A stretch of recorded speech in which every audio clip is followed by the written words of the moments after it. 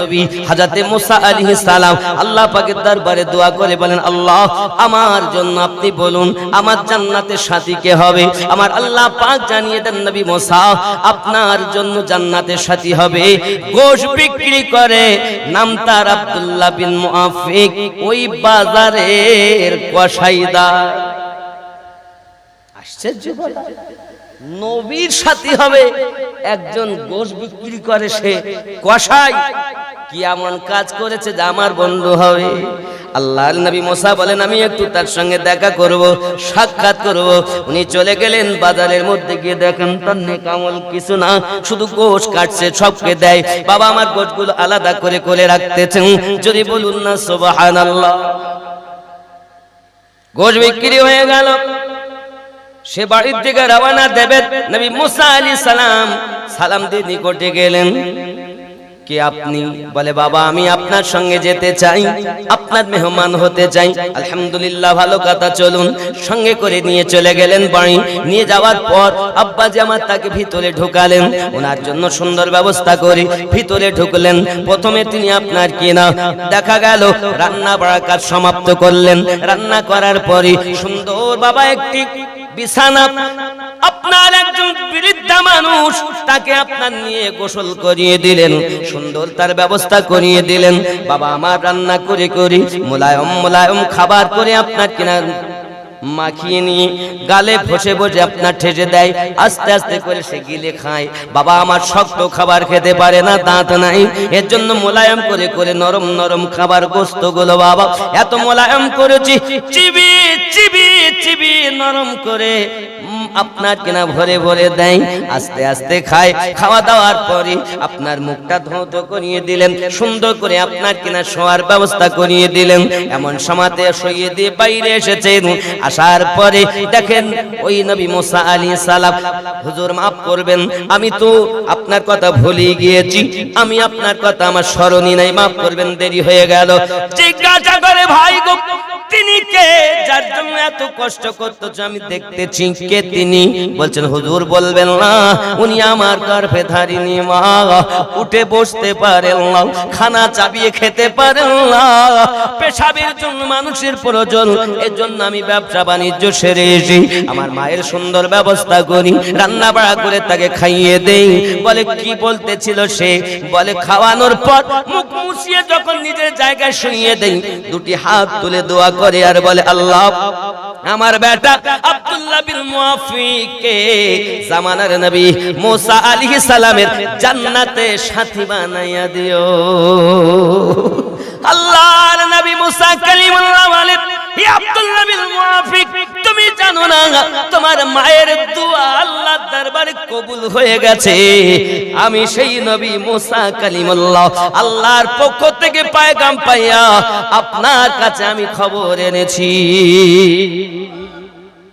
মায়ের দোয়াতে নবীর সঙ্গে সাথী হয়েছেন, এরকম পাওয়া যায় কিতাবের ভিতরে।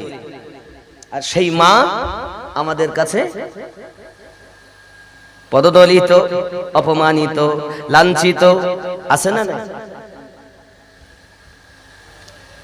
আল্লাহর বন্ধু খাজা বাইজির বুস্তামি জালিলুল কদর আপনার কিনা মেহবুব ছিলেন, যাকে বলা হয় সুলতানুল আরিফিন, নকশবন্দিয়া মুজাদ্দিদিয়া তরিকতের বহুত বড় একজন মাশায়েখ, সুলতানুল আরিফিন যার লাকাব। তিনি হজ করতে গেছেন, হজ করতে গিয়ে রব্বে করিমের দরবারে খানায়ে কাবাকে সম্মুখে রেখে দোয়া চাচ্ছেন, আল্লাহ এবছরে কার হজ আপনি কবুল করেছেন, কার করেননি একবার আমাকে বলুন। আল্লাহর পক্ষ থেকে এলাম হয় বাইজি সবার হজ কবুল করেছি, শুধু একজন ব্যক্তির করিনি। আরে আল্লাহ তিনি কে? বলে তিনি হলেন পৃথিবীর জমিনে মুহাম্মদ বিন হারুন, ওই পাহাড়ের নিচে হাত পা ক্ষত অবস্থায় পড়ে রয়েছে। মালিক আমার কি অপরাধ দুনিয়ায় করেছে যে তার হজ কবুল হয় না, সবার হয়, তার হয় না। আয় মালিক আমার, আমি তাকে দেখতে চাই। দেখতেই যদি হয় তাহলে চলে যাও না সেখানে। আল্লাহর বন্ধু হযরত খাজা বাইজিদ বোস্তামি আলাইহির রহমাত রিদওয়ান টুক টুক টুক টুক করে চলে যাচ্ছেন। এখন সেই ব্যক্তি দূরে আছে, দেখতেছেন দূর থেকে। বাবাজি আমার ডাক দিয়ে বলতেছেন, আয় বাইজিদ, কাছে আসবেন না, চলে যান, দূরে চলে যান। আমি যে রোগে ভুগি ওই রোগের ঔষধ দুনিয়াতে নাই। সুলতানুল আরিফিন বাইজিদ বোস্তামি হুজুর চিন্তা করেন, আল্লাহ, জীবনে তার সঙ্গে আমার সাক্ষাৎ নাই, জীবনে তার সঙ্গে আমার দেখা নাই, আমার নাম বাইজিদ তিনি জানলেন কেমন করে, কি উদ্দেশ্যে তার কাছে আসি বুঝলেন কেমন করে। নিশ্চিত আল্লাহ তোমার বড় নেক বান্দা হবে, তবে হজ কেন কবুল হয় না আমি না জেনে যাব না। হায় হায়, সুলতানুল আরিফিন বাইজিদ বোস্তামি আলাইহির রহমাত রিদওয়ান নিকটে পৌঁছানোর পর বলতেছেন, ভাইজান আপনি আমার নাম বললেন, কি জন্য কাছে আসছি তাও আপনি জানলেন, না বলার আগে সব বুঝতে পারলেন, এত কিছু বুঝলেন, সব কিছু বুঝতেছেন, কিন্তু আপনার হজ কবুল হয় না কেন একবার কি জানতে পারি? চোখ দিয়ে পানি ঝরতে লেগেছে বাইজিদ রে।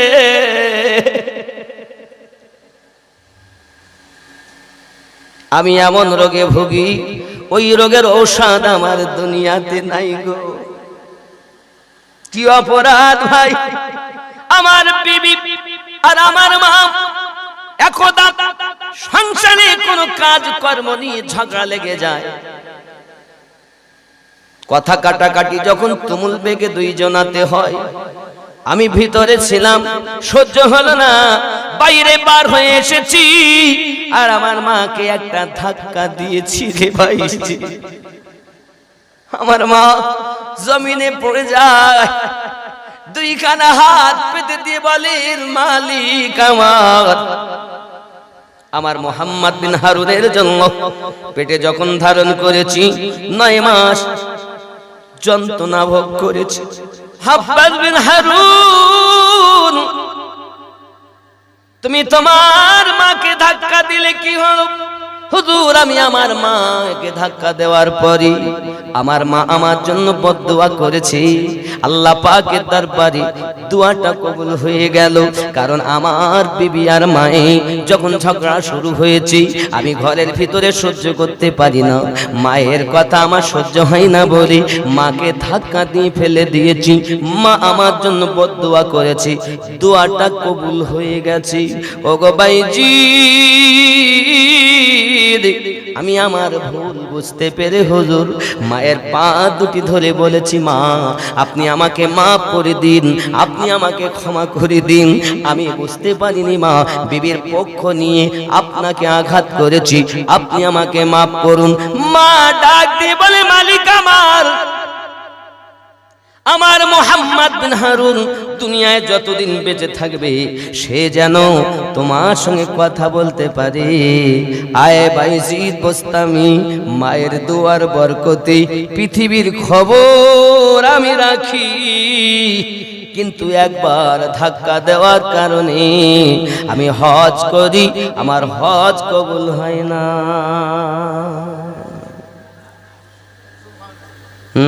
কবুল হয় না। কি হয় না? কেন হয় না? কাকে দিয়েছে? হ্যাঁ, মোগো বাইজিদ বোস্তামি সুলতানুল আরিফিন জেনে নিন, আমি একদিন একবার 1 বছর হজ করি নাই, আমার জীবনে 26 বছর হজ করি। এই 26 বছর খানায় কাবা তওয়াফ করি, হজের নিয়ম আর কান পালন করি, কিন্তু আমার একটা হজ কবুল হয় না হুজুর। এই জন্য আমার কাছে প্রতি বছর একজন করে আল্লাহর ওলি আমার সঙ্গে দেখা করে যায়। আমি কি অপরাধী?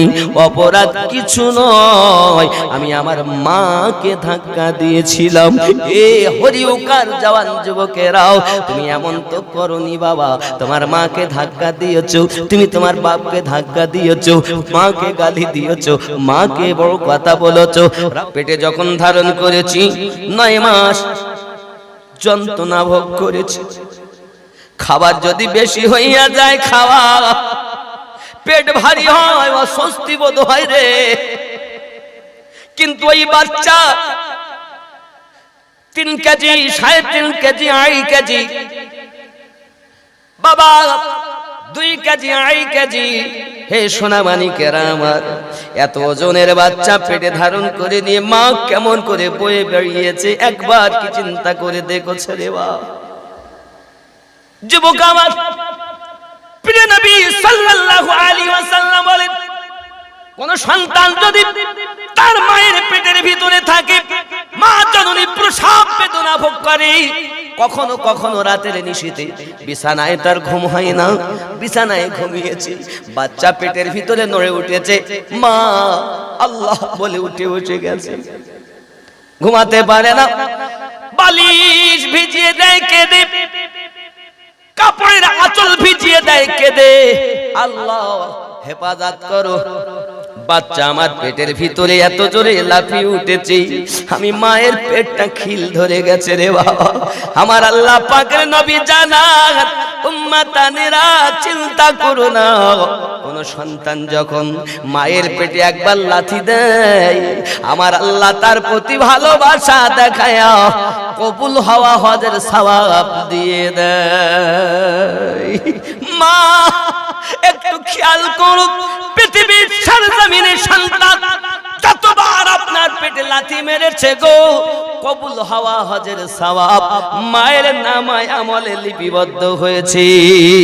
পৃথিবীর কোন ব্যক্তি জানে না সন্তানের জ্বালাতে মা বেদনা সহ্য করেছে, সন্তানের জ্বালাতে মা মরতেও রাজি, তারপরও সন্তান দেখতে চায়। মা যে বাজবে কোনো গ্যারান্টি আছে? কোনো গ্যারান্টি নাই।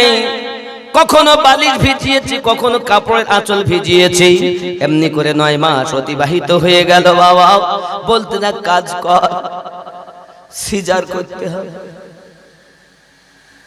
হ্যাঁ, গায়ে একটা ইনজেকশন ফুটালে মা কষ্ট পাইতো, আজ কাটবে তাকে, তবু মা বলে আল্লাহ দুনিয়ায় তুমি তো বাঁচিয়ে রেখেছো, তুমি মরণ দেবে, সন্তানের মুখ দেখতে যাইয়া যদি মৃত্যু হয় তা তো রাজি, তবু সন্তান দেখতে চায়।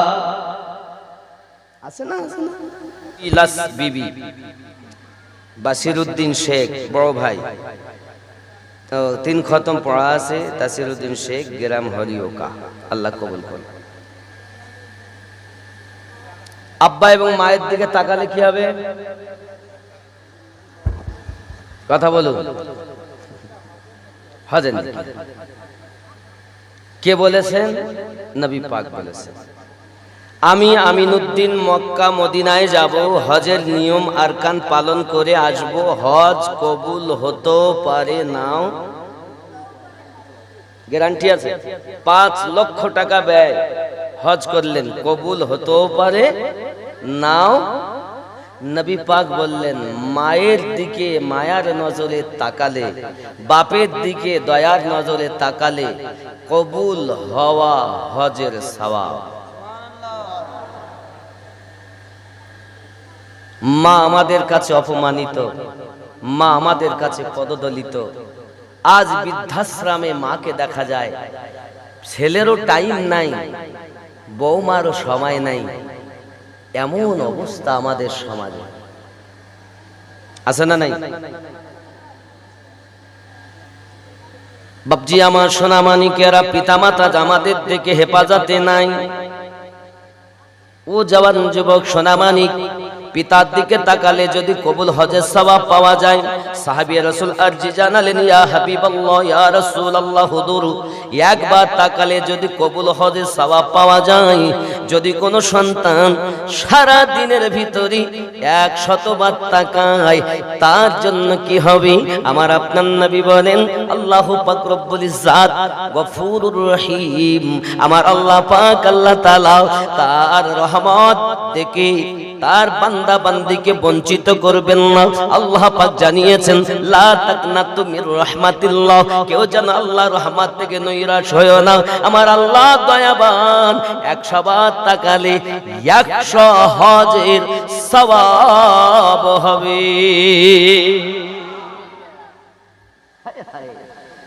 হায় হায়, এ বাপ এ মা আমাদের কাছে সেই ইজ্জত পায় না, সে সম্মান পায় না। কাজে যায়, ব্যবসায় যায়, বাণিজ্যতে যায়, সকালবেলা উঠবেন, আম্মার হাতে বাপের হাতে চুমাটা দিয়ে যাবেন। যদি কোনো মুসিবত হয়, আল্লাহ পাক আপনার মুসিবত দূর করে দিবেন, কারণ আপনার জন্য আপনার পিতামাতা আল্লাহর একটি রহমত। খালি মুখে আল্লাহ বললে আল্লাহ হয় না, জবানে আল্লাহ বললে হয় না। যেমন ঈমানের এটি আছে, ইকরারুন বিল লিসান ওয়া তাসদীকু বিল কলব, জবান দিয়ে ইকরার করা আর দিল দিয়ে সত্য বলে মেনে নেওয়া। তা আমি দিলে তো মেনেছি আল্লাহ এক, কিন্তু এই দিলে যে সব জং রোগ ময়লা এ পরিষ্কার হবে কেমন করে? যুবকরে আমার সোনা মানিক, খেয়াল করুন ওই দিনের কথা। মাওলাই কায়নাতকে ডাক দিয়ে বলতেছেন, হুজুর আমার আব্বা আমাকে শুধু বলে সৎ পথে চলো, আমার কিন্তু ভালো লাগে না। আমার আব্বা যখন আমাকে বকাঝকা করে, আব্বার কথা আমার খারাপ লেগেছে, সঙ্গে সঙ্গে আমি আমার আব্বাকে একটা ধাক্কা দিয়েছি। আমার আব্বা পড়ে গেছে, পড়ে যাওয়ার পর দুঃখ করেছে, আমি আমার কাজে বেরিয়ে গেছি, বাপকে দিলাম ধাক্কা। বাপ আমার দুঃখ পেয়ে অনেক দুঃখ পেয়েছি, আমার জন্য বদদুয়া করেছি। বদদুয়া করার পরে আমি দেখলাম আমার পিতা আমার জন্য এমন করে ব্যথা পেয়েছে বলে আমি আমার ভুল বুঝতে পেরে কয়েকদিন পর আমি আমার আব্বাকে বলি, আব্বা আমাকে মাফ করুন। কিন্তু তখন আর হবে কি, আমার ডান হাতটা বেঁকে গেছে, ডান পাটাও আমার বেঁকে গিয়েছে, আমার হয়ে গেছে বেঁকা হালাত। হুজুর আমার আব্বাকে যখন আমি ক্ষমা চাইলাম, পিতা আপনার কথা মেনে নেওয়া আমার ভালো ছিল, আমি আপনার কথা শুনলাম না, আপনার কথা মানলাম না, ধাক্কা দিয়েছি, আল্লাহর আরশ কেঁপে গিয়েছি, বাপের বদদুয়া পড়ে গেছে রে বাবা। হুজুর আমি আমার ভুল বুঝতে পেরে ক্ষমা চেয়েছি। আব্বা আমাকে বলেন, বেটা আমি তোকে ক্ষমা করলাম, তবে বাবা রে দোয়াটা চেয়েছিলাম আমি আমার আল্লাহ খানায় কাবার গেলাম ধরে তোর জন্য বদদুয়া করেছিলাম, এখন আমি ক্ষমা করলে কি আর হবে? চল না বাবা ওই খানায় কাবার গেলাম ধরে আবার মাবুদের কাছে ক্ষমা চাইব। হুজুর আমি আমার আব্বাকে সঙ্গে করে নিয়ে এক ঘোড়ার পিঠে আসতেছিলাম, আমিও বড় বেতা, আমার আব্বাকে সাথে নিয়ে আসতেছি। আস্তে আস্তে একটা পাথরে লেগে যায়, টক্কর লাগার পরে আমার পিতা ঘোড়া থেকে পড়ে যায়। পড়ে যাওয়ার পরে পাহাড়ের তলদেশে যাইয়া আমার আব্বা চির জীবনের মতো বিদায় নিয়েছে। ইন্না লিল্লাহি ওয়া ইন্না ইলাইহি রাজিউন। হুজুর আমি আমার আব্বার কাছে অতি কষ্ট করে গেলাম, কাফনের ব্যবস্থা করলাম, কিন্তু আমার আর আব্বাকে আনা হলো না। আমি অতি কষ্ট করে কয়েকদিন মেহনত করে এই খানায় কাবার গেলাফের কাছে এসেছি, গেলাফ খানা ধরে কাঁদি, কয়েকদিন কাঁদতেছি, আমার কান্না কেউ শোনে না। আজ আপনি এটা আমাকে বলছেন, কেন কাঁদো, কেন কাঁদো? আমার রোগের ঔষধ দুনিয়াতে নাই, কারণ আমার আব্বা ইন্তেকাল করে গেছে। তাই আমি চিন্তা করছি খানা কাবার গেলাম ধরি আমার ক্ষমা হবে কিনা। আল্লাহুম্মা সাল্লি আলা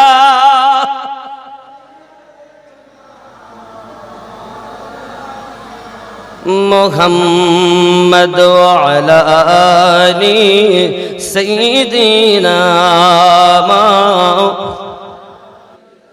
বন্ধুরে আমার মাওলাই কায়নাত শরীফ খোদা কারামাল্লাহু ওয়াজহুল কারীম শুনতেছেন, যিনি উম্মতের দরদি, যিনি উম্মতের প্রতি বড় মোহাব্বত করেন, নবী পাকের উম্মতের প্রতি ভালোবাসা যার অগাধ। বাবাজি এমন সামাতে ইমাম হোসেন পাককে বলেন, হুজুর আমার আব্বা নাই, খানা কাবার কাছে আমি কান্না করতেছি, আজ অনেক দিন হয়ে গেল, কেউ আমাকে জিজ্ঞাসা করে না, কেউ আমার তত্ত্বাবধান করে না, আজ আপনি আমাকে জিজ্ঞাসা করছেন। মাওলাই কায়নাত বলে, বাবা হুসাইন নিয়ে আসুন তাকে ধরে আমার কাছে। ইমাম পাক 2 রাকাত নামাজ আদায় করলেন, খানায় কাবার দিকে ফিরে। ফেরার পরে মাওলাই কায়নাত বলতেছেন, বাবা উঠে দাঁড়ায়া যাও। হুজুর আমি পারি না। 3 বার যখন বলেছেন, বাবাজি আমার সে ওঠার চেষ্টা করতেছে, হুজুরের মুখ থেকে কথা বাড়ানো দেরি, বেকা পা সোজা হতে দেরি হলো না। তিনি হায়দার। নামাজে গিয়ে আমরা বলি ও আলা আলে মুহাম্মদ সাল্লাল্লাহু আলাইহি সাল্লাম, যাদের উপরে দরুদ না পাঠানো পর্যন্ত নামাজই হয় না। কথা বুঝেছেন? হাত সোজা হয়ে গেল, পা সোজা হয়ে গেল। হুজুর বললেন, বাবা যাও, আমি জানি তোমার আব্বা যখন তোমাকে ক্ষমা করেছে, এখন তোমার জন্য ঠিকভাবে তোমার ডাকা হয়নি, এখন নেখায়ে ওয়ালি মে মুতাসির দেখি বদলতি হাসারু কি তাকদীর দেখি। আব্বা আমার মাওলাই কায়নাতের জবানে যদি এত পাওয়ার হয়, আমার নবী পাকের জবানে কত পাওয়ার, কম না বেশি? খেয়াল করবেন। আব্বাজি আমার আলী কারামাল্লাহু ওয়াজহুল কারীম বলেছেন, কবুল হয়ে গেল। হে বাবাজি আমার সোনা মানিকেরা, পৃথিবীর সরজমিনে মায়ের বাপের নাফরমান সন্তানের আপনারা শুনতে পেলেন, রব্বে কারীম কোরআন শরীফে বলেন, ওয়ালা তানহারহুমা, তোমার মা এবং বাপ যখন বৃদ্ধ হয়ে যাবে, তারা যেন আওয়াজ বার না করে। হাদিস শরীফে আপনি শুনতে পেলেন, আমার নবী পাক বলেছেন, যদি সন্তান মা বাপ পেয়ে গেল, জান্নাত কামাই আনাতে পারলো, তার নাক যেন আলুদ হয়ে যাক। এ সোনা মানিকেরা, বোঝা গেল আব্বা মায়ের কাছে দয়ার জান্নাত পাওয়া যায়। ঠিক নেই? মায়ের খেদমত করুন, আব্বার খেদমত করুন। হে বাবাজি বাপের কথা ভালো লাগে না, মায়ের কথা ভালো লাগে না, বিবি যেটা বলে সেটাই ভালো লাগে। এখন আমার আপনার বিবি শুধু ব্যবহার করে মোবাইল, সিরিয়াল দেখা জিনিস, আল্লাহর কোরআন তেলাওয়াত ঘরে হয় না। ওগো জননী মা, আপনি যখন দুনিয়ায় বসবাস করেন, একবার ভাববেন দুনিয়ায় আপনার কবরে স্বামী যাবে না, আপনার কবরে বাচ্চা যাবে না, আপনার কবরে কোনো বন্ধু যাবে না। রাসূলে পাক সাল্লাল্লাহু আলাইহি ওয়াসাল্লাম আপনার আমার কবরে আগমন করবেন। বাবা পৃথিবীর জমিনে ওই নবী পাক বলেছেন, আয় আমার উম্মতানেরা, নামাজ কাম তোমরা আল্লাহর ইবাদত বান্দাগি করো, আল্লাহর কোরআন পাক তেলাওয়াত করো, আমার জীবনের সঙ্গে জীবন মিলালে লাভ হইয়া যাবে। যুবক করে যখন আমরা দাঁড়িয়ে গেলাম নামাজে, আলিফ হইয়া দাঁড়িয়ে গেলাম, রুকু যখন করলাম হা হয়ে গেলাম, সেজদায় যখন গেলাম, বাবা আমরা বাংলায় বলি সাজদা, কিন্তু আসল কথা হলো সাজদা। কি শব্দ? সাজদা, কিন্তু আমরা বাংলায় বলি সাজদা। কথা বুঝতে পেরেছেন? বাপজি আমার সাজদাতে যখন যাই, তখন আমাদের দালের চিহ্ন হয়ে যায়। এখন আলিফ হা দাল আহাদ, ইবাদতের মাধ্যমে 3টি রূপ হয়, আহাদ হইয়া যায়। যদি আরো একটুখানি খুলি, মিম হবে মাথা, বাহু, হাত বেড দিয়ে হয়ে যাবে হা, কোমর হবে মিম, পা হবে দাল, মুহাম্মদ হয়ে দাঁড়াবে। যখন মুহাম্মদ হবে আলিফের চিহ্নে মুহাম্মদ হইয়া যাবে। আব্বাজি আমার সোনামানিকেরাও তখন কি হবে জানেন? পরে ইবাদত হবে। আগে হওয়া মুহাম্মদ, পরে শুরু করবে ইবাদত। যদি মুহাম্মদ সাল্লাল্লাহু আলাইহি ওয়াসাল্লাম সাজা আপনার সঠিক না হয়, ইবাদত শুরু হবে না। সুস্থ মানুষ যদি কারো শরীয়তে উজুর থাকে বাবা, তার জন্য আলাদা। ফজরে আপনি পড়বেন 2 রাকাত ফরজ, যোহরে 4, আসরে 4, মাগরিবে 3, এশায় আপনার 4। মোট কত রাকাত? ফরজ কত হলো? নবী পাক সাল্লাল্লাহু আলাইহি সাল্লামের স্ত্রীগণের কাছে জিজ্ঞাসা করা হয় দৈনন্দিন ফরজ কত রাকাত? একজন স্ত্রী বলেন 17 রাকাত, আর একজন স্ত্রী বলেন 15 রাকাত, আর একজন স্ত্রী বলেন না 11 রাকাত। মাথা খারাপ হয়ে গেল। এখনই গুনে দেখলাম ফজরে 2, যোহরে 4, আসরে 4, কত হইল? 10, মাগরিবে এশায় 17, তাহলে 15 ওয়ালা ভুল বলেছে। ও বাবা, বোঝার ত্রুটি না, তিনিও ভুল বলেননি, তিনি ঠিক বলেছেন। তবে কিভাবে হবে? ফজরে 2 রাকাত, যোহরে মানে জুমার দিনে 2 রাকাত, 4 রাকাত, আসরে 4, কত হলো? মাগরিবে 3, 11, এশাতে 4, 15। ইনিও তো ঠিক বলেছেন। তাহলে যিনি বললেন 11, ইনি মনে হয় ভুল। বন্ধুরে, বাবারে, সোনামানিক, ভালো করে বুঝে নেন। একজন মানুষ যখন 48 মাইল অতিক্রম করে, 15 দিন থাকার নিয়ত না হলে তাকে মুসাফির বলে। আর এই মুসাফিরের দোয়া আল্লাহ কবুল করে। জোরে বলেন, বলতে হয় না? কোন আপনি কোথাও যাবেন, নিয়ত করেছেন 48 মাইল পথ অতিক্রম করলে 15 দিন থাকার নিয়ত না হলে আপনি হয়ে যাবেন মুসাফির। তখন ফজরে 2 রাকাত, যোহরে, আসরে, মাগরিবে, মাগরিবে কয় রাকাত? 3 রাকাত। তাহলে কত হলো? আবার বলেন, ফজরে 2, যোহরে, আসরে মোট 3 2 6, মাগরিবে 3 9, এশাতে 2 11। 3 বিবি ঠিক বলেছে, যে যেমন বুঝেছে তেমন ব্যাখ্যা করেছে। বোঝার ত্রুটি হুজুরের স্ত্রী আম্মা জান সবাই সঠিক। জোরে বলুন না। এখন মুসাফিরের ফতোয়া যদি মুকিমের জন্য লাগান নাকি, আবার জুমার দিনের ফতোয়া যদি আর অন্য দিনে লাগান তাও ভুল। বোঝা কত কি বোঝা গেল না? যায়নি। 17 রাকাত ওয়ালাও ঠিক, 15 রাকাত ওয়ালাও ঠিক, 11 রাকাত ওয়ালাই আম্মি জানো তিনিও সঠিক। জোরে বলুন, আরো জোরে বলুন। বোঝা গেল? আচ্ছা, এখন এই 17 ফরজে 17টা মারেফাত আছে। এই মারেফাত সম্পর্কে আমাদের জানা দরকার আছে। বলবো 17 গেল ইসলাম রসাতলে, বেঈমান পীরের ভিড়ে রে, ভূমণ্ড ভরেছে ভণ্ড পীরে রে, ভূমণ্ড ভরেছে ভণ্ড পীরে। বাবা আর পীর সব মুরিদ খুঁজে বেড়াচ্ছে, আর আগে মুরিদ পীর খুঁজত। ভূমণ্ড ভরেছে ভণ্ড পীরে রে, এ ভূমণ্ড ভরেছে ভণ্ড পীরে। নবীজির হাদিসের বাণী আসিলে ঘর কলি, ঘরে ঘরে দেখা দিবে সহশত বলি। নবীর কথা গেছে বলি, দেখি ধীরে ধীরে রে, ভূমণ্ড ভরেছে ভণ্ড পীরে রে, ভূমণ্ড ভরেছে ভণ্ড পীরে। হায় হায়, খানে দাজ্জাল দেখা দিবে কিয়ামতের আগে।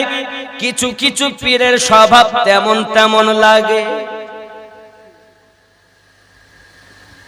খানে দাজ্জাল দেখা দিবে কিয়ামতের আগে। কিছু কিছু পীরের স্বভাব তেমন তেমন লাগে। নিজে খোদা হয়ে সাজদা লয় না তো শিরে রে। ভুমণ্ড ভরেছে ভণ্ড পীরে রে। ভুমণ্ড ভরেছে ভণ্ড পীরে। নেই নেই, খেয়াল করেন, দিনের নবীর মুখের কথা, দিনের নবীর মুখের বাণী যাবে কি আর ফেলা। বেনামাজি পীর হবে শয়তানেরই চেলা। অনেকে গাদায় টান মারে, গাদা বুঝেছেন, গাদাতে টান মেরি বলে আমি সঠিক মারে ফাতে মারে ফাতে চাই।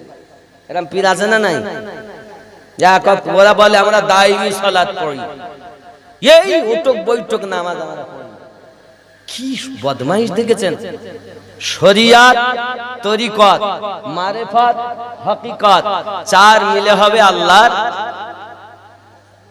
ইবাদত। জোরে বলুন। আব্বা আমার, পৃথিবীর জমিনে এই ইবাদতের বড় অভাব, এই ইবাদতের বড় অভাব। ফজর নামাজে 2 রাকাত ফরজ, এখানে 2টি মারিফাত আছে। জোরে বলুন সুবহানাল্লাহ। কি সেটি? এখানে হলো মুখের মানে নাকের ব্যাপার। নাকে সুঘ্রাণ আর কুঘ্রাণ অনুভব করে, ঠিক না? 2টি মারিফাত। জোহরে 4টি মারিফাত আছে। বাবা আমার, এখানে কাজ হলো কানের। কান সামনে, পিছনে, ডাইনে, বামে সব রকম চতুর্মুখী কান সবকিছু শোনে, ঠিক কিনা বলেন? আসরে 4টি মারিফাত। এখানে জিহ্বার খেলা। এখানে কি? তিতা, মিঠা, ঝাল, টক। সুবহানাল্লাহ বলেন। আব্বা আমার, মাগরিবে 3টি মারিফাত থাকে। চোখের কারিগরি, সে কি দেখে? ডাইনে, বামে, সামনে, পিছন দেখেন। এর সাথে 4টি। এখানে দেহের কাজ। দেহেতে কি? ঠান্ডা, গরম, শক্ত আর নরম, আছে না নাই? এই 4টি জিনিস অনুভব করে দেহ। আব্বাজি আমার, সোনা মানিকেরা, খুব খেয়াল করবেন। এই 17 ফরজে 17টা মারিফাত, এর বিস্তারিত আরো অনেক আছে। আব্বাজি আমার, মারিফাত নবী পাক বলেন আনা দারুল হিকমা ও আলিউন বাবুহা। আমি নবী হিকমাতের ঘর, আলী তার দরওয়াজা। জোরে বলুন। তাহলে আবু বকর রাদিয়াল্লাহু তাআলা কি ছোট? আম্বিয়াদের পরে সর্বশ্রেষ্ঠ বাশার, আফজালুল বাশারি হযরত আবু বকর রাদিয়াল্লাহু তাআলা। জোরে বলুন। কি গো বাবা? মুহররমের ব্যাখ্যা বলুন। শরিয়াত অনুযায়ী মুহররমের ব্যাখ্যা মানে কি বুঝাতে যাচ্ছে? ছেলে মারা গেল, তারপরে বাবার অংশ পাবে কিনা ওইটা বলতে চাইছে।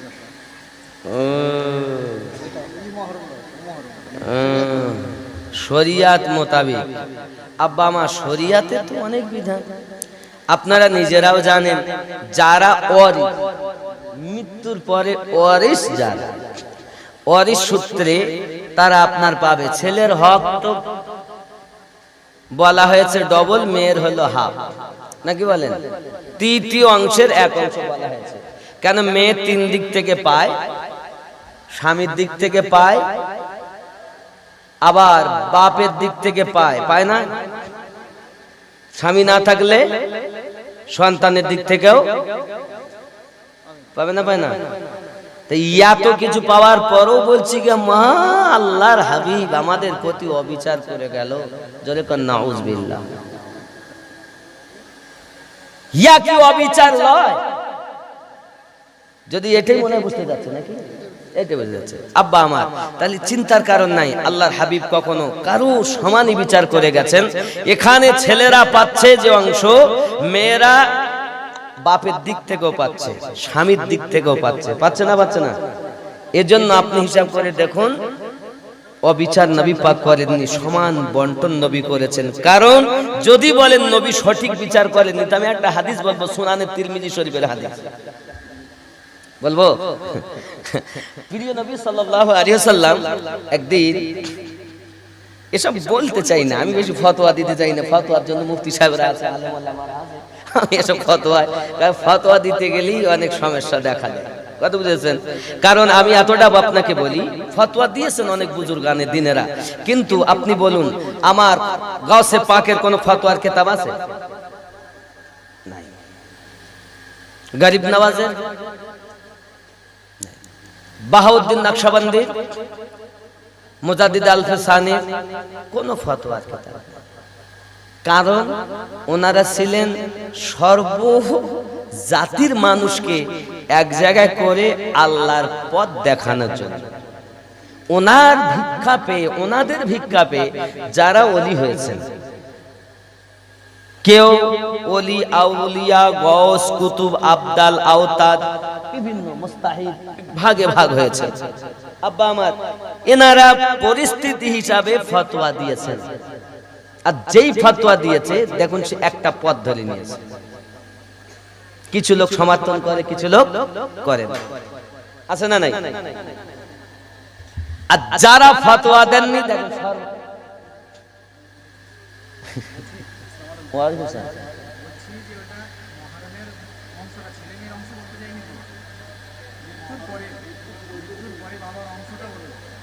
বাবার অংশ কে মারা গেল?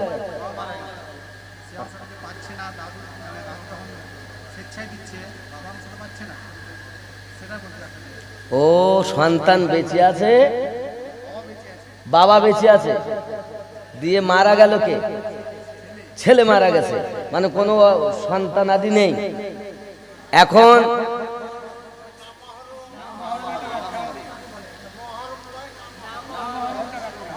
ও কি জানি প্রশ্ন না, এখানে ব্র্যাকেটে লিখে দেন না, না ভালো, মানে কোনো ওয়ারিশ নাই, তার সম্পত্তি কি হবে? তার সম্পত্তি কি হবে? আমি মনে করুন আমার সন্তান কেউ হয়নি বা হলেও মারা গেছে, উপযুক্ত হওয়ার আগেই মারা গেছে, আমার কোনো ওয়ারিশ নেই, মেয়েও নেই, ছেলেও নেই, তাই কি না? এখন আমার স্ত্রী তিনি আছেন, আমি আছি। এখন অনেকে করছে কি, উনি যেটা বলতে চাচ্ছেন যে ওনার শ্বশুর যেটা আর কি, শ্বশুর দিচ্ছে না, এটাই তো, তাই তো উনি বলতে চাচ্ছেন যে শ্বশুরেরা কি করবে। আব্বা আমার, জমির মালিক, এই মালিক হলো স্বামী। যদি শ্বশুরের নামে জমি থাকে, মালিকানা বুঝতে হবে যে মালিকানা আগেকার যুগে কি ছিল? মালিকানা ছিল বাপের, সন্তান যা কিছু আনতো বাপের কাছে দিত, আর বাপের কাছে দেওয়ার পরে একটি যদি শাড়ি লাগে, একটি যদি পেটিকোট লাগে, একটি যদি ব্লাউজ লাগে, একটা যদি কিছুই লাগে, সব শ্বশুর এনে দিত। কথা বুঝতে পেরেছেন? তখনই আপনার কিনা সমস্ত দায়িত্ব বাপের থাকতো, বাপ যা ফয়সালা করবে সেটাই মেনে নেবে, আপনার সন্তানেরা কেউ আপত্তি করবে না। এই জন্য তখন দেখবেন আপনার কুরবানি হতো তো বাপের নামে হতো, পাঁচটা ছেলের নামে হয় না, বাপের নামে কুরবানি হয়। আর এখন অর্থের মালিক যার সেই, বাপের নাম নাই, তাহলে যার নামে যে টাকার মালিক তার নামই কুরবানি হয়, বাপের নাম আর চলবে না, এ মালিকানা। এখন সম্পত্তি আছে কিন্তু সন্তান নেই, বাপ যদি বলে সব সম্পত্তি আমার, যদি বাপের থাকে তাহলে সন্তান হিসেবে যে মালিকানা পাবে সেই হিসাবে এনার ভাগ এনার ভাইয়ের ছেলেরা পাবে, অন্য জনেরা যারা আছে তারা পাবে। কিন্তু এই ব্যক্তি কেউ নেই হিসাবে তার স্ত্রীর একটা হক আছে, সেই হক আপনাকে আদায় করতেই হবে। স্ত্রীর হক কি বলা হয়েছে? 3/1 আপনাকে দিতে হবে, শরিয়াতের হুকুম। আপনার যদি 10 কাঠা থাকে বা 9 কাঠা থাকে, তাহলে আপনি 2 অংশ আপনার দেখা যাচ্ছে আপনার চাচা তো যারা নিজের ভাইয়ের ভাইপো আছে যারা আছে এরা মালিকানা পাবে, কিন্তু নিজের স্ত্রীকে আপনাকে 1 অংশ দিতে হবে। যদি আপনি না দেন, আপনি আপনার স্ত্রীর হকে ফাঁকি দিলেন। কথা বুঝতে পেরেছেন? এটা হলো ব্যাপার। স্ত্রীর হকে ফাঁকি দেওয়া যাবে না। ওনার কেউ নেই, ওনার ভাইয়ের সন্তান, ওনার সন্তান, যাকে ভাইপো বলা হয়। কথা বুঝতে পারেননি নাকি?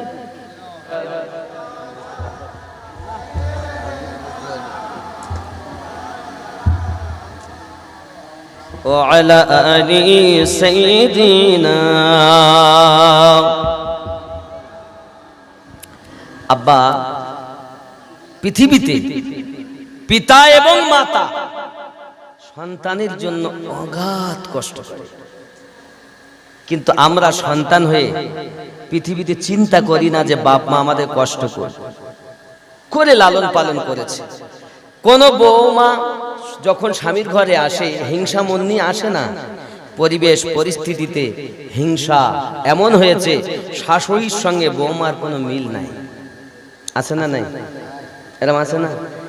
আব্বা আমার দেখুন, আপনি যে চিন্তা চেতনা নিয়ে আসেন যে আমি বিটি বিয়ে দিয়েছি, বৌমা এনেছি, এই বৌমা আমার বিটির মতো চিন্তা ভাবনা আপনি করছেন, কিন্তু বৌমা কোনো ভুল যদি করে তা আপনি পাশের বাড়ি গিয়ে গল্প করেন। এই অভ্যাসটা ত্যাগ করতে হবে। নিজের মেয়ে বাড়িতে আসলে কত ভুল করে, কই একবারও তো কেউ জানতে পারে না। আর বৌমা সে তো অল্প বয়স, কোনো ভুল করতেই পারে। আপনি তাকে না পাশের বাড়িতে বলে, আশেপাশে গল্প না করে, নিজে হজম করে, তাকে কোলে করে নিজের বিটির মতো মানুষ বুঝাতে পারলে তো সেও একদিন বুঝে যেত। আপনি তা করেননি। আবার অনেক মেয়েরা আছে শ্বশুর বাড়ি আসে, আসার পরে মনে করে সবাই আমাকে ভালোবাসে। বাপজি আমার, স্বামীর ঘরে আসার পরে নিজের সমস্ত কিছু কষ্ট মেহনত করার পরে সহ্য ধৈর্য করে সংসার করতে হয়। নিজের মায়ের কষ্ট আপনি যেমন সহ্য করতেন না, মায়ের কষ্টতে হাত বাটাতেন, আপনার শাশুড়ি, আপনার শ্বশুর যদি কষ্ট পায়, তাদের কষ্ট দেখে ঘুম হবে না, তার নাম হলো ঘরের বৌমা। আর বৌমার কষ্টতে শাশুড়ি ঘুম হবে না, তার নাম হলো শাশুড়ি। কিন্তু আর তো কথায় বলে মা হারি মা রেখে মা পেয়েছি, আর শাশুড়ি বলে বিটি দিয়ে বিটি পেয়েছি। এ মুখে বলে, দুজনেই খারাপ। বৌমারও ভিতরে শয়তানি, শাশুড়ির মনে শয়তানি। বেটা যদি একটু ত্রুটি কিছু করে ফেলে, দেখেছ আমার বৌমা আমার বেটার লেগে তাবিজ করেছে, ও কি এ শয়তানি মন কেন? তাবিজ গন্ডা 6 মাস, কপালের হোক 12 মাস। এটা মাথায় রাখতে হবে। এরকম শয়তানি চিন্তা ভাবনা করবেন না। যে সন্তানকে আপনি এত কষ্ট করে লালন পালন করেছেন, সেই সন্তানকে আপনার বশ করে নিয়েছে, এটাই আপনার ধারণা। এই মনটাকে দূর করুন। ইমানদার, ইমানদারিনী তিনি একজন মুমিনের প্রতি সৎ চিন্তা ভাবনা রাখেন যিনি। জোরে বলুন, ইমানদার ইমানদারিদের লক্ষণ। এখন আপনার ভিতরে তো সবসময় কুধারণা, এগুলো দূর করতে হবে। এক মুসলমান আর এক মুসলমানের প্রতি যে আপনার ধারণা, এটা থেকে নিজেকে বাঁচান। আমার নবী পাক বলেছেন, এক মুসলমান আর এক মুসলমানের আইনা স্বরূপ। জোরে বলুন।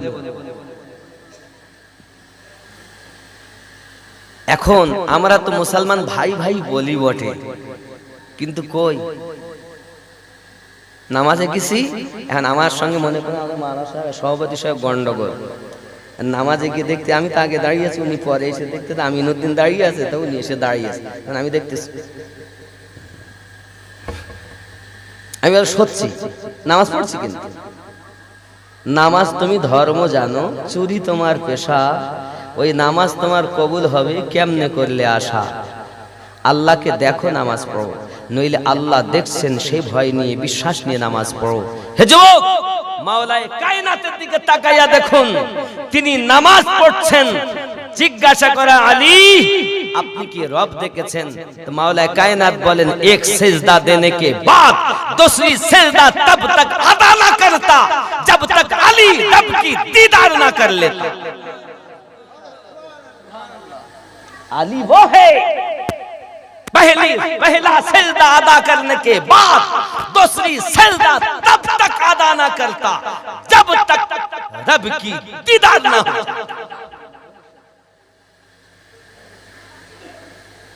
যিনি নামাজ পড়ছেন তো রবের দিদার করছেন। এদিকে মুসা নবী বলছেন, আল্লাহ আমি আপনাকে দেখব। আল্লাহ বললেন, লান তারানি, নবী হয়ে দেখতে পাচ্ছেন না, আলী হয়ে দেখছেন। এ কেমন কথা গো মৌলবি, বিশ্বাস হয় না তো? পেচ লেগেছে না? পেচ লাগলো তো? আরো একটা পেচ।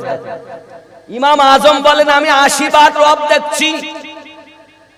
ইমাম শাফি বলেন, আমি আল্লাহর দিদার করেছি। ইমাম মালিক বলেন, আমি রবের দিদার করেছি। ইমাম আহমদ বিন হাম্বল বলেন, আমি রবের দিদার করেছি। আর এক পাগলাতে তো বলছেন, আনাল হক, আমি রব, আমি সত্য। বলে আয় তোরে এবার শুলিতে চাপাবো। এখন নবী হয়ে আল্লাহ দেখছেন না, ইমামে আজমের আল্লাহ দেখার রহস্য, ইমাম শাফির রব দেখার রহস্য। শরিয়াত তো আপনি বললেন, এর হাকিকতটা যদি খুলে না বলেন তো মানুষ তো পথই পাবে না, ঠিক কি না? আল্লাহ নবী মুসা আলাইহিস সালাম বলেন, মালিক আমি আপনাকে দিদার করব। আল্লাহ পাক বলেন, সম্ভবপর নয়, আয় আমার রব, না আমি দেখব, একবার মেহেরবানি করে দেখা দিন। লান তারানি, না সইতে পারবে না। ইয়া রাব্বে করিম, আমি দেখতে চাই। বারবার জিদ ধরেছেন। আল্লাহ পাক বলেন, জিবরাইল ওই তুর পাহাড়ে যত পিপিলিকা আছে সবকে দূরে সরিয়ে দিন। ওই তুর পাহাড়ে আর যত জীব জানোয়ার আছে সবকে দূরে সরিয়ে দিন। 40 মিল দূরে তাদেরকে রেখে আসবেন। এমনকি আমার নবী মুসাকে জানিয়ে দেন, তিনি যেন তার নালাইন পাক দূরে রেখে আসে, এসে যেন তুর পাহাড়ে আসে। আমি আল্লাহ পাক, আল্লাহ তাআলাকে দেখার যখন এত বাহানা, আল্লাহ পাক আল্লাহ তাআলা বলেন, ওগো নবী মুসা, তুর পাহাড়ের দিকে চাইয়া দেখুন। নবী মুসা আলাইহিস সালাম তুর পাহাড়ের দিকে তাকালেন। তাকানোর পরে দেখেন আল্লাহ পাকের সিফাতি নূরের জ্যোতিতে পাহাড় জ্বলে যায়। আল্লাহর নবী মুসা আলাইহিস সালাম 3 দিন 3 রাত বেহুশ হয়ে পড়ে রয়েছেন। বাবা কয়দিন? 3 দিন 3 রাত পর নবী মুসা আলাইহিস সালাম বাইরে এসেছেন। তো সিফাতি নূরের জ্যোতিতে মুসা আলাইহিস সালামের ভিতরে নূরের ঝলক এমন, কথা বলতেছেন যেদিকে আগুন ধরে যায় সেদিকে। মুসা আলাইহিস সালামের ভিতরে এত সিফাতি নূরের জ্যোতি, পাহাড় যদি পড়ে তো মুসা আলাইহিস সালামের, উনি তো ওনার লোম পর্যন্ত ক্ষতি হয়নি, কিন্তু ভিতরে ইশকের আগুন লেগে গেছে। এই ইশকের আগুনে উনি যেই কথা বলেন, তা যেদিকেই কথা বলেন আগুন ধরে।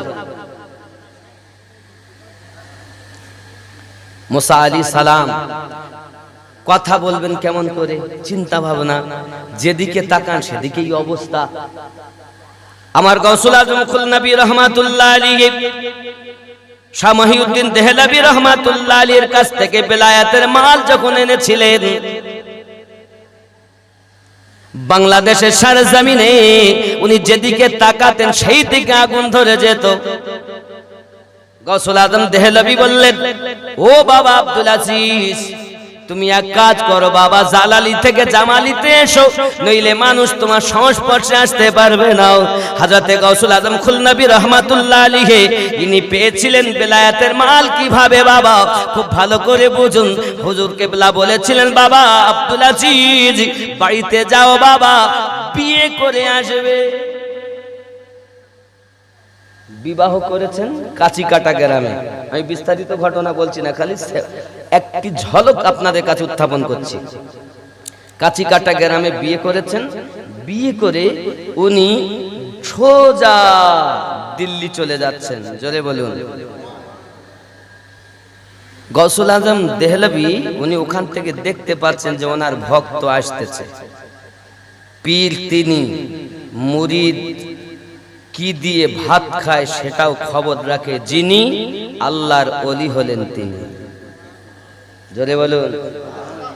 মুরিদ কি দিয়ে ভাত খায় তাও পীর জানে। এর জন্য হুজুর কেবলা বলেছেন, আল্লাহ, নবী, মুর্শিদ, পাক নিরঞ্জন, এক সুতাতে গাথা তিনজন। জোরে বলেন। আপনাকে যেমন আপনার রব দেখে, আল্লাহর দেওয়া ক্ষমতায় তেমন নবী দোজাহান দেখে, আপনার মুর্শিদ আপনাকে তেমন দেখে। জোরে বলেন। বিয়ে করে উনি চলে যাচ্ছেন দিল্লি। তো হুজুর কেবলা বললেন, এই মোল্লা আহমদ। জি হুজুর।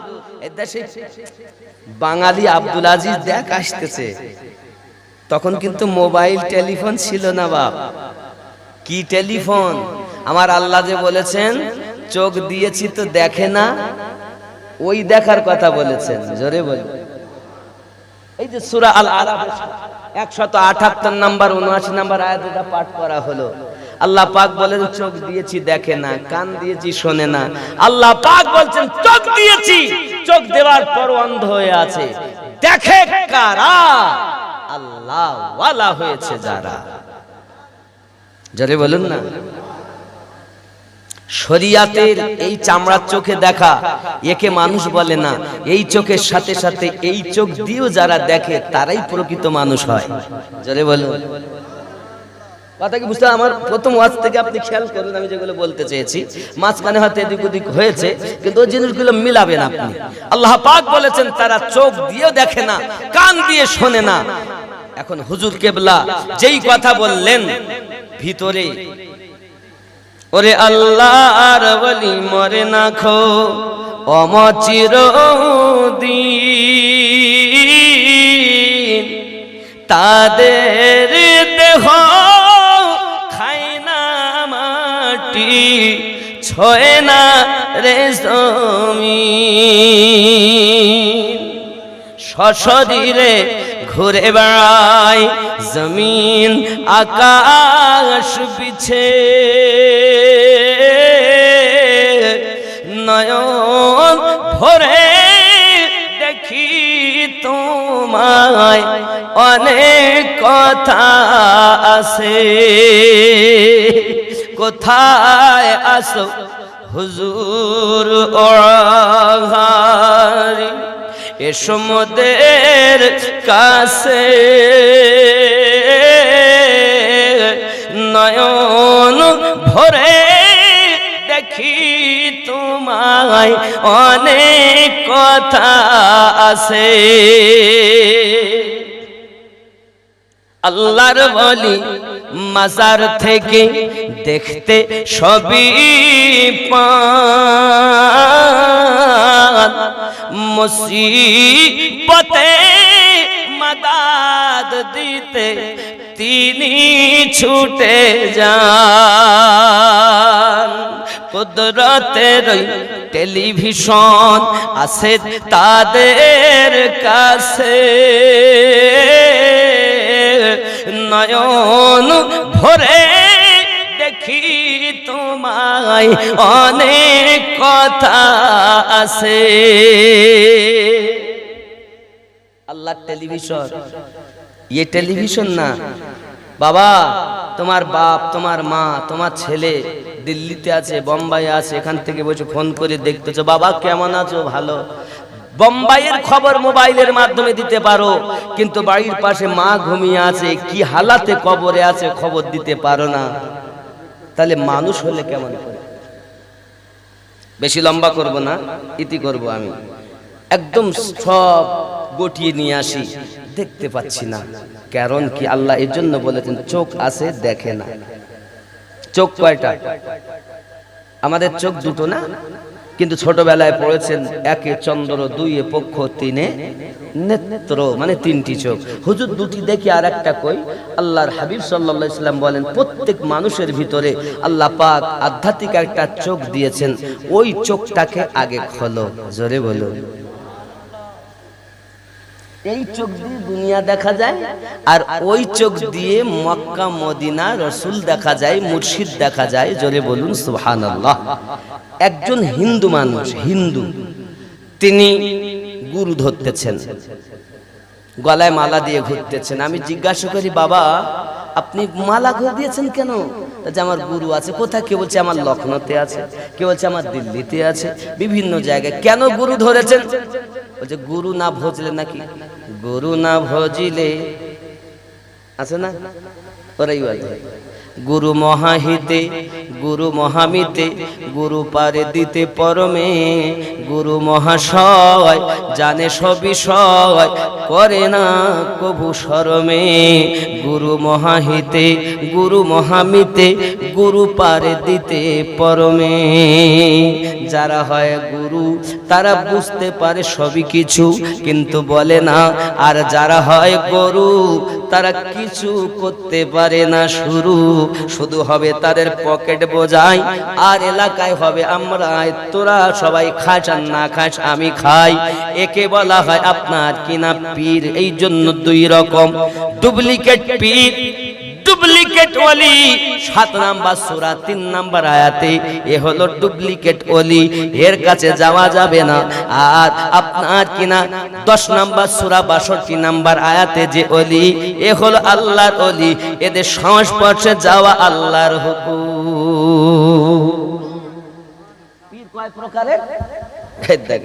পীর কয় প্রকারে বলেছি? বলে বলুন। 2 প্রকার। কয় প্রকার? জোরে বলুন। গুরু 2 প্রকার, এক হবে দুনিয়াদার গুরু, আর এক হবে আল্লাহওয়ালা গুরু। যিনি আল্লাহওয়ালা গুরু তিনি আপনাকে আপনার ভাষায়, আপনার ঈশ্বরের সঙ্গে আপনাকে আপনার ধর্মগুরুর সঙ্গে সাক্ষাৎ করাবে। আর যে শুধু পেট পূজারী গুরু হবে, এ আপনাকে কিছু দেখাতে পারবে না। কথা বুঝতে পেরেছেন? কাম, ক্রোধ, লোভ, মোহ, মাৎসর্যকে বিলীন করে গুরুতে মিশে যাও। আল্লাহ পাক কোরআন শরীফে বলেন সূরা আল কাহাফের 17 নাম্বার আয়াতে, আমি আল্লাহ যাদের হেদায়েত দান করি তারা হেদায়েত প্রাপ্ত হয়, আর আমি আল্লাহ যাদের পথভ্রষ্ট করি তারা আউলিয়াকে পথ প্রদর্শক হিসাবে, আউলিয়াকে মুর্শিদ রূপে পাবে না। দরুদ আল্লাহুম্মা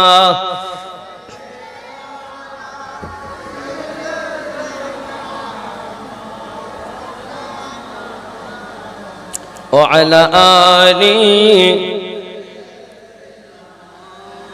মানে আজকে পাগড়িটা নতুন বেঁধেছে, কথা বুঝতে পেরেছেন? কালকে কিনেছে, আজকে বেঁধেছে। কিভাবে কিভাবে ভাঁজ দিতে তাও জানি না। যদি বলেন কেন, এর কোনো আইডিয়া নেই। আমি বলছিলাম মুফতি সাহেব যে এটা নতুন কিনেছি, কি হচ্ছে তার ঠিক নেই। এটা সামনের দিকে একটু কম হয়ে গেছে বলে সুগলিয়ে গেছে, চিন্তা নেই, অসুবিধা নেই। আমার পাগড়ি দেখি কি হবে, চেনা বাউন পইতে লাগবে না, থাকলেও ভালো না থাকলেও ভালো, নাকি বলে? জি বাবা, চিন্তার কারণ নেই। পুরাতন জায়গা, আর বিশেষ করে সব আশিকে রসুল, কেউ আশিকে আলা হযরত, কেউ দেখা যাচ্ছে তাজুস সাজিয়ার পাগল, কেউ বা সরকারে আলা হযরতের পাগল, কেউ বা আলিমউদ্দিন রহমাতুল্লাহ আলাইহির পাগল, কেউ বা গোলাম মুস্তাফা হুজুরের পাগল, কেউ বা আবার এক ঘড়ি পীর সাহেবের পাগল। আছে না নাই? আছে না নাই? এখানে সব পীর মাখা। যদি অমুসলিম দাদা দিদিও থাকেন, তারাও গুরু ভক্ত মানুষ, অস্বীকার কেন জায়গা। এজন্য মুসলমান হয়ে তুমি গুরু ধরা বুঝলে না। আল্লাহ পাক কোরআন শরীফে সূরা আল কাহাফে আরবিতে বলেছেন, মাইয়াহদিল্লাহু ফাহুয়াল মুহতাদি, আমি আল্লাহ যাদের হেদায়েত দান করি তারা হেদায়েত প্রাপ্ত। প্রাপ্ত। ওয়া মাইয়ুদলিল, আমি আল্লাহ যাদের পথভ্রষ্ট করি, ফালান তাজিদা লাহু ওয়ালিয়াম মুরশিদা, পথ প্রদর্শক আউলিয়াকে মুর্শিদ রূপে পাবে না। এখন মুর্শিদ রূপে আউলিয়া পেল যারা, হেদায়াত প্রাপ্ত হলো তারা, আর মুর্শিদ পেল না যারা, পথভ্রষ্ট হলো তারা। আর মায়ের হাতে চুমা দিবেন, কদম বুসি করবেন, পীরের দরবারে যাচ্ছেন, পীরকে চুমা দিচ্ছেন, মাকে দিচ্ছেন না, এটা ভুল কথা বাবা। আব্বাকে মাকে চুমা দিন, নিজের মুর্শিদকে চুমা দিন, জোরে বল। কিন্তু অনেকে আছে বাপ মাকে খেদ দেয় না, পীর সাহেবকে এলে এত খেদ দেয়, আছে না নাই? আছে না? পীর সাহেব আইলে উরি সেবা, হাজার হাজার টাকা ব্যয়। শরিয়াতের বিধান হলো বাপ মাকেও খাওয়াবে, মুর্শিদ আসলে তাকেও খেদমত করবে। আল্লাহ আমাদের সকলকে বুঝ শক্তি দান করুক। আরো জোরে বলি আমিন, আরো জোরে আল্লাহুম্মা আমিন। বাবা আমার একটু সালাত ও সালাম, ইয়া নবী সালাম।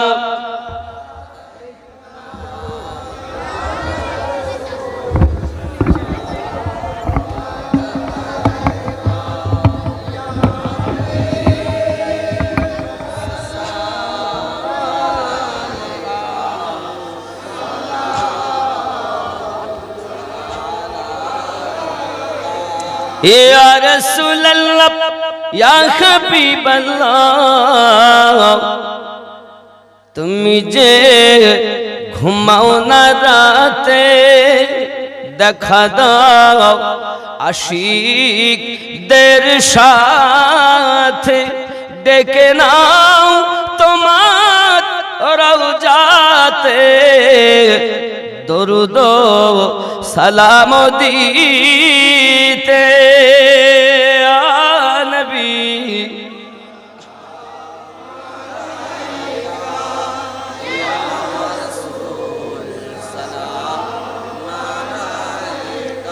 ইয়া হাবিব সালাম সালাতুল্লাহ, দরদি গো উম্মতের দরদি নবীজি আমার, মদিনা মনের বাসনা, ওই মদিনা প্রাণের যাতনা, মদিনা দুঃখে শান্তনা, আশিকদের সুখের ঠিকানা। ইয়া নবী ইয়া রাসূল সালাম, ইয়া হাবিব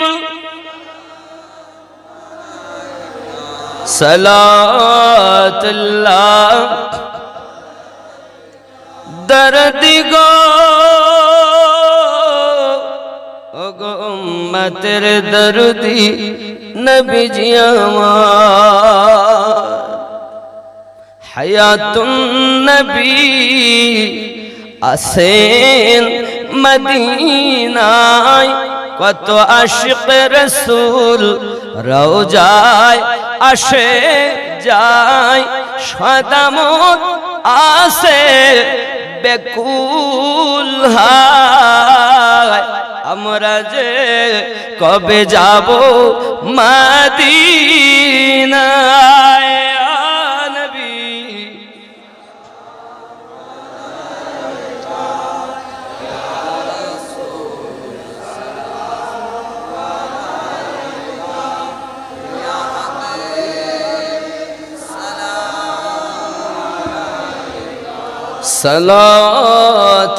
সালাতুল্লাহি الصلاة والسلام عليك يا رسول الله الصلاة والسلام عليك يا نبي الله الصلاة والسلام عليك يا حبيب الله وعلى آلك سيد يا رسول الله بلغ العلا بكماله كشف الدجى بجماله حسنت جميعا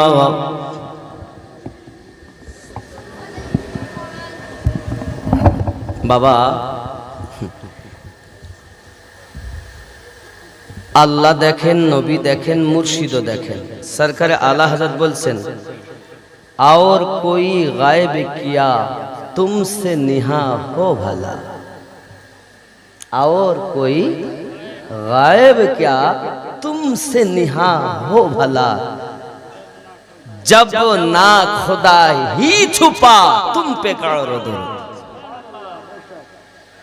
হ্যাঁ, নবী পাক তো সবই জানেন কারা জাহান্নামী, তাও নবী বলেন তার নাম, তার বাপের নাম, তার দাদুর নাম।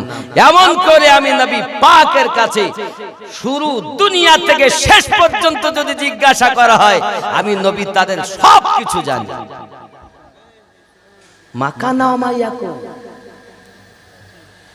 আল্লাহ এত জ্ঞান আমাদের নবীকে দিয়েছেন। আব্বা আমার এখন হুজুর যাচ্ছেন, এখন গেট স্টেশন থেকে নিকটে 30 জন লোক এসে আটকাইয়ে ধর, বাঙালির যাওয়া হবে না দরবারে। লাঠি সোটা নিয়ে দাঁড়িয়ে আছে, আর ওকে নিয়ে উনি করলেন আল্লাহ, এক হাঁক দিয়েছে, আর 30 জন পাঠান লোক সব বেহুশ হয়ে গেছে। ছুট ওখান থেকে এক দৌড়ে দিল্লির দরবারে হুজুরের কাছে গিয়েছেন। হুজুর জিজ্ঞাসা করছেন, বাঙালি বলো আমার বৌমা কেমন? বলছি বৌমা কেমন বাপ জানে। আচ্ছা কি খেয়াল, বিয়ে করার পরও বিবি দেখেননি, মুর্শিদের কাছে গিয়েছিলেন। এর নাম পীর মুরিদি সম্পর্ক। পানিতে দুধ দিলে যেমন দুধ আলাদা করা যায় না, পীর মুর্শিদে মুরিদে যখন একাকার হয়ে যায় তো আলাদা করা যায় না। এরকম প্রেম করতে হবে। আজ আমরা যারা মুরিদ বলতেছি না, সব শেষ, কেউ অরিজিনাল আমরা কাজ করি না, শুধু নামে মুরিদ।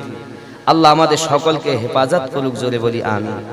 আমি বলেছিলাম ইয়া আইয়ুহাল্লাযিনা আমানু ওয়া আমিনু, আল্লাহ ঈমানদারকে ডেকে বলছেন আই ঈমানদার সম্প্রদায় আবার ঈমান আনো। আমি বলি ঈমানদারকে কেন ঈমান আনতে বলছেন?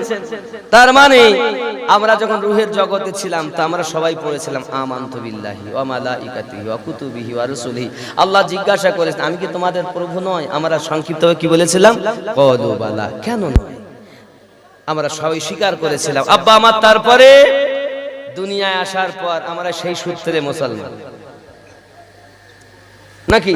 শেষ দুনিয়ায় একজন কামেল মুর্শিদের কাছে যাও আবার ঈমান আনো। এই আয়াতে আল্লাহ এই কথাই বুঝাতে চেয়েছেন, জোরে বলুন আবার ঈমান আনো। যেদিন আপনি বায়াত হলেন বাবা আমার, সেদিন আপনি প্রকৃত আবার মুমিন হলেন। এখন আপনার চলা ফেরা ত্রুটিগুলো ঠিক করে আল্লাহর ইবাদত করুন, এহ জগতেও লাভ, পর জগতে লাভ। নবী পাক বলেছেন আমার আহলে পাকের মোহাব্বত নিয়ে যারা মৃত্যুবরণ করেছে তারা মুমিন ও মুমিনা হয়ে ইন্তেকাল করেছে।